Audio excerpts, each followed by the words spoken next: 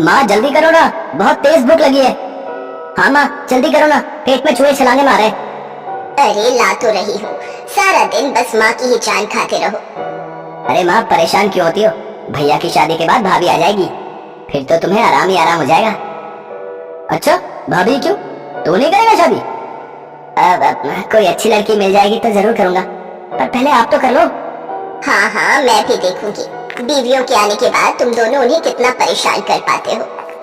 हाथ में सब्जी का डोंगा लाते हुए उमा ने कहा, तो उसकी बात सुनकर उसके दोनों बेटे मुस्कुराने लगे। इसके बाद सुशील और अनिल दोनों उंगलियां चाट चाट कर खाना खाने लगे। और फिर अच्छा एक बात और है माँ, तुम्हारे हाथों का जो स्वाद है ना, वो कहीं और नहीं। रहने दे, बड़ा आया, जब तेरी बहू आ जाएगी तब पूछूंगी कि किसके हाथों का स्वाद ज्यादा अच्छा है। वाह माँ वाह, क्या बात कह दी। ओए तो चुपचाप खाना खा, ज्यादा बोलेगा ना तो तेरी शादी पहले करा दूंगा, समझा? सुशील की इस बात को सुनकर उमा सोच में पड़ गई और फिर उसने कहा, वैसे आइडिया बुरा नहीं है।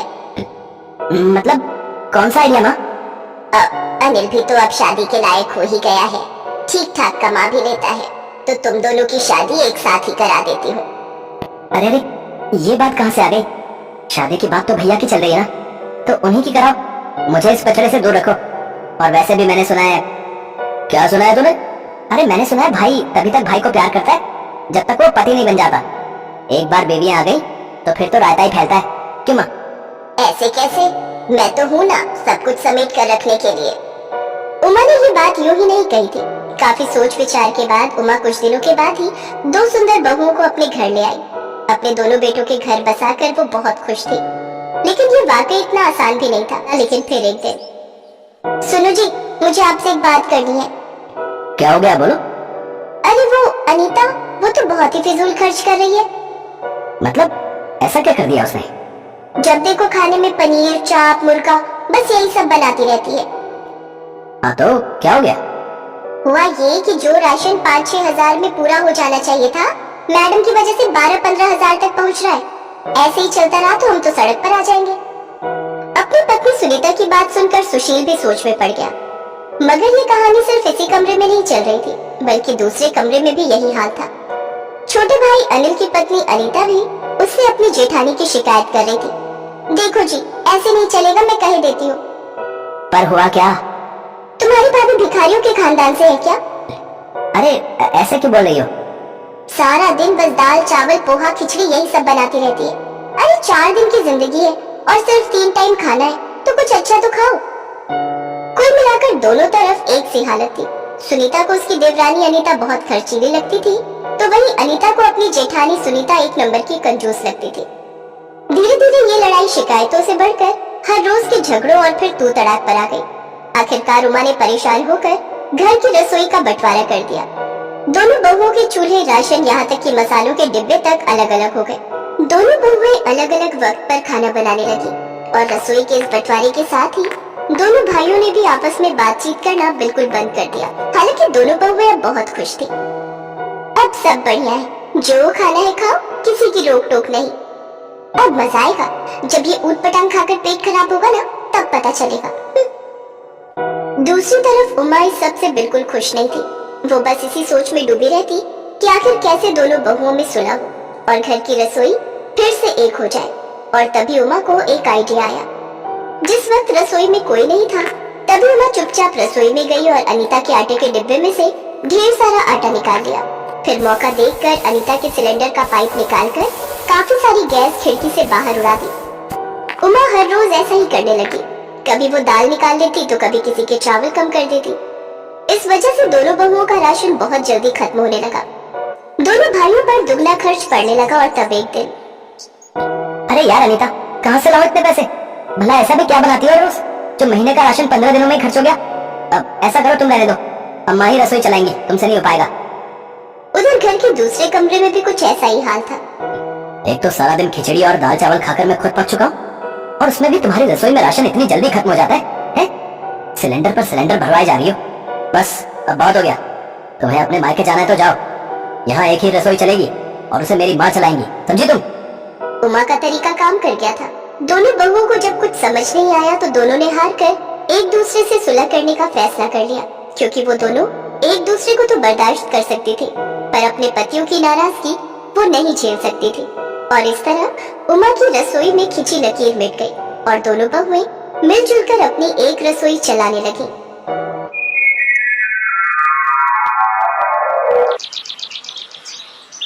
मुंबई शहर के नेहरू कॉलेज में पढ़ने वाली बिपाशा और शिखा बेस्ट फ्रेंड थी। उन दोनों में जमीन आसमान का फर्क था। बिपाशा जहाँ एक बड़े अमीर घराने से ताल्लुकात रखती थी, तो वहीं शिखा मुंबई की एक चौल में रहती थी। भले ही उनमें अमीरी गरीबी का काफी फर्क हो, लेकिन दोनों में सगी बहनों से भी ज्यादा प्यार था। कॉलेज में साथ बैठना, खाना पीना, सब काम वो साथ में करती थी। एक रोज कॉलेज खत्म होने के बाद दोनों अपने अपने घर जाने के लिए निकलती हैं। तब बहुत तेज बारिश होने लगती है। शिखा बस स्टैंड पर खड़े होकर बस का इंतजार कर रही होती है कि तभी बिपाशा अपनी कार लेकर वहां पहुंच जाती है और कार का शीशा नीचे करते हुए कहती है, ओए शिखा, चल आज जल्दी से आकर कार में बैठ जा, नहीं तो भीग जाएगी। ठीक है।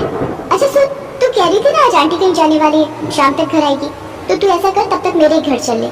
आज डिनर वहीं कर लेना, उसके बाद शाम को मेरा ड्राइवर तुझे तेरे घर ड्रॉप कर देगा। प्लीज यार, अब मना मत करियो। अच्छा ठीक है, जैसा तुझे ठीक लगे।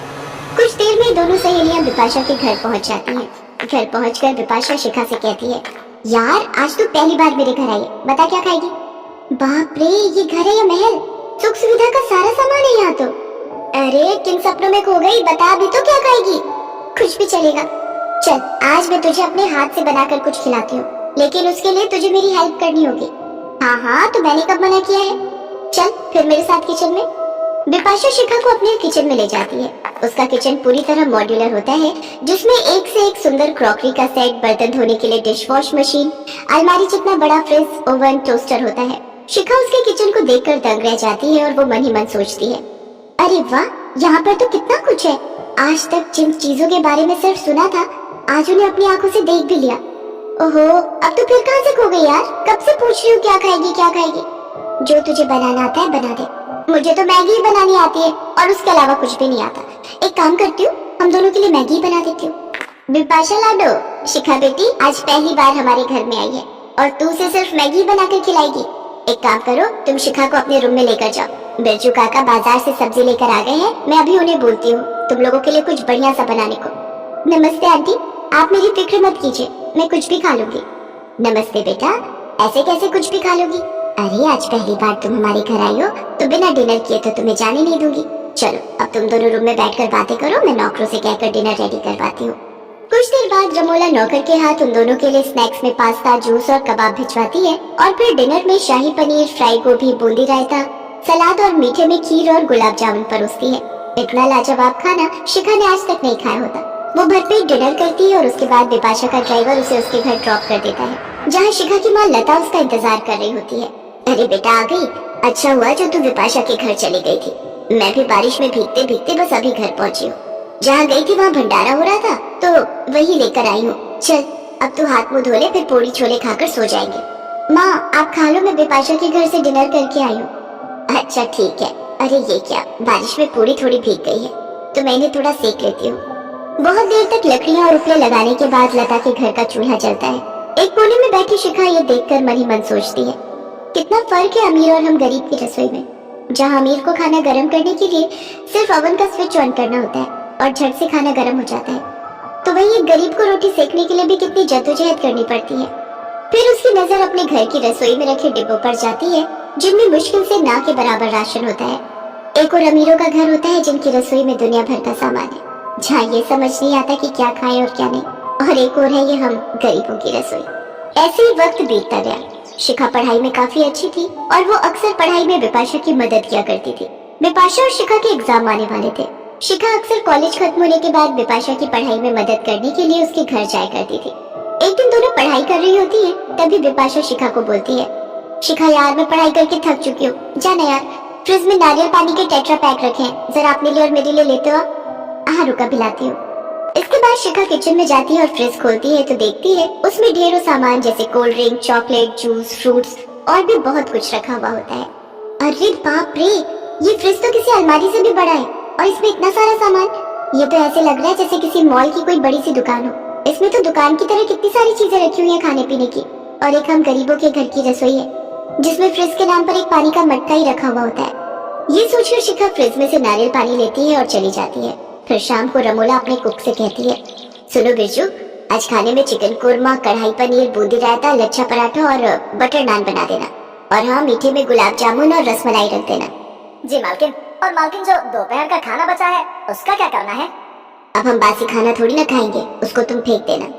वहीं खड़ी बिपाशा और शिखा रमोला की सारी बातें सुन रही होती हैं। शिखा बेटा, डिनर रेडी हो रहा है, तब तक तुम दोनों अपना स्टडी कंप्लीट करो, फिर हमारे साथ ही डिनर कर लेना। जी आंटी।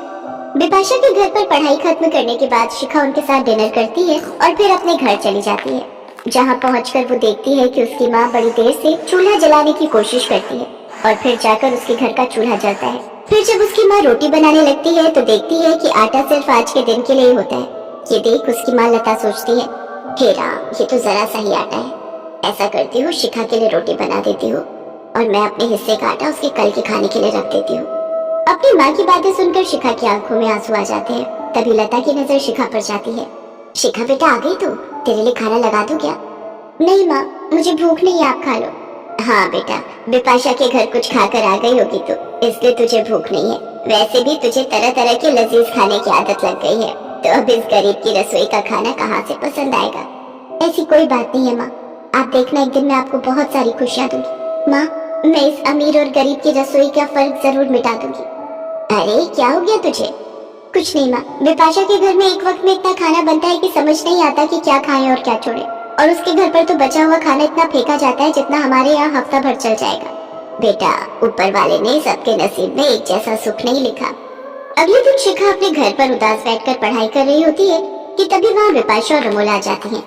ओए शिखा, आज तो अकेला पढ़ाई कर रही है? आज तू नहीं आई, इसलिए हमने सोचा हम ही आ जाते हैं तेरे यहाँ पढ़ाई करने और लता आंटी के हाथ का बना खाना खाने। अब तू तो कभी बुलाती नहीं है खाने पर, इसलिए आज मैं और माँ खुद ही आ गए खाने पर। जी बहन जी। और लता बहन, ये हमारी तरफ से थोड़ी सी मदद है। ये कोई एहसान नहीं, बल्कि मेरी तरफ से शिखा के लिए आशीर्वाद समझ कर रख लीजिए। और शिखा बेटा, एक बात हमेशा याद रखना, रसोई चाहे अमीर की हो या गरीब की, लेकिन जब एक माँ वहाँ खाना बनाती है तो उसका मोल कोई अमीर नहीं लगा सकता। अब चले लता बहन जी, खाना बना ले, मेरे पेट में तो चूहे कूद रहे हैं। हाँ हाँ, आइए आइए।